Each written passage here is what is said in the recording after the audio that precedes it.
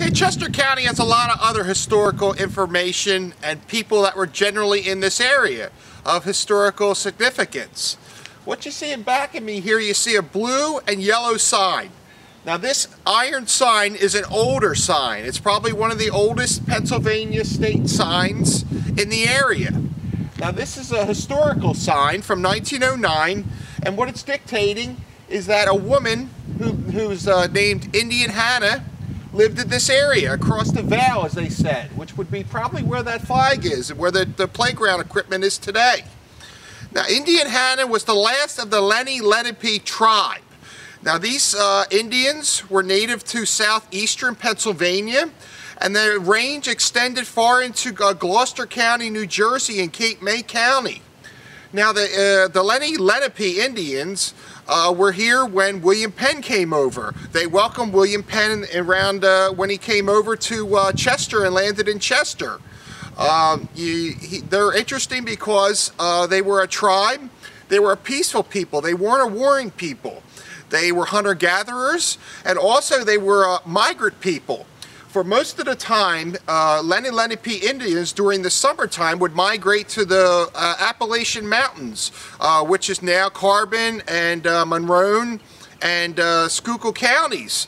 They went up there for the summer because basically it was cooler, and it was wooded, and basically there was a lot more hunting opportunities up north. So they went up there for the summer. So they absolutely sometimes they migrated back and forth. They lived in the Delaware Valley. These were Delaware Valley Indians. Now, a couple stories about when William Penn came over. Now, William Penn wasn't exactly the man you think he is. He was from England. He came over and he colonized Pennsylvania, New Jersey, and you know, you hear a lot about William Penn. Well, what William Penn did that most people didn't know is he took a lot of these natives, traded with them, and made them work on his plantations. William Penn was basically an opportunist. He saw the opportunity to for these Indians to work for him. Most of these Indians, their crops at the time were corn, squash, beans, and tobacco. Now, William Penn at the time, over in England, there was an onslaught of tobacco products. They were very well established over there. They needed things to be grown over here, which was a lot easier to grow tobacco on our soil, and which they employed some of these Indians to do the work. Now, what I'm talking about here is, it looks like she is the last of the Indian, she's the last Indian to live in Chester County, and what she did was she was a very interesting individual.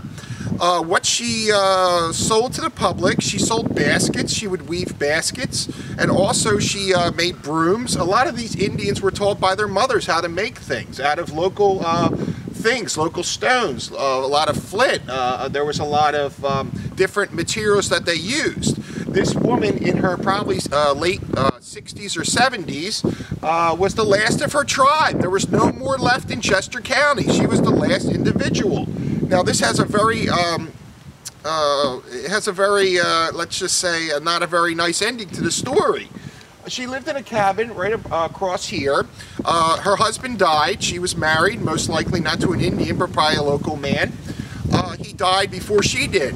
Now, what the locals did in the area, they knew about Indian Hannah. They would come to her cabin. They would help her. They would help her clean. They would give her food because basically at this time, she died in about, I think it was about 1819.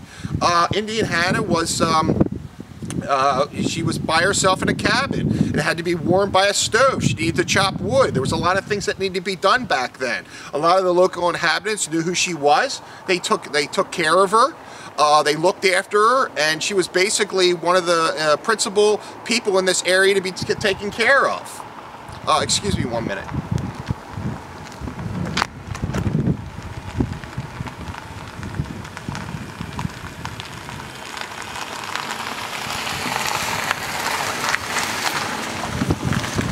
Okay, Indian Hannah, like I was saying, there was a lot of work to be done in a cabin. It wasn't just you stayed in a cabin and you went to the grocery store. That didn't happen. So a lot of the local inhabitants took her into their homes. They brought her dinner. They brought her into their residence, but her cabin was over here. Now, another sad story about Indian Hannah was that towards the end of her life, she went to a state hospital. They really couldn't take care of her anymore. She was getting to the point where she was getting senile. They put her into a state hospital that was local in the area. At which time, which is the most ironic thing about the Indian Hannah story that I think, was that she died. She died there. And unfortunately, at the time, she was a pauper. She didn't have any money. And what they did was, when you didn't have money and you died at a state hospital, they put you in a grave, in a wood box, most likely, what they say is a pine box, and they put you in the ground with a number. And that's what they did with Indian Hannah. What they did was, when she died, they dug a grave. It was in an area where there were a lot of, they were called paupers' graves. To this day, if you go to the hospital grounds, the hospital doesn't survive, but the cemetery does. There's numbers. There's numbers from like 1 to 100, and they're all lined up. And to this day, we don't know which one Indian Hannah's buried in. There's no records that survived. There was a fire at the hospital, and all these records were destroyed. So it's kind of ironic to know that the last Indian who lived in Chester County was buried in a pauper's grave, and she was buried as a nobody. Nobody knows where she was.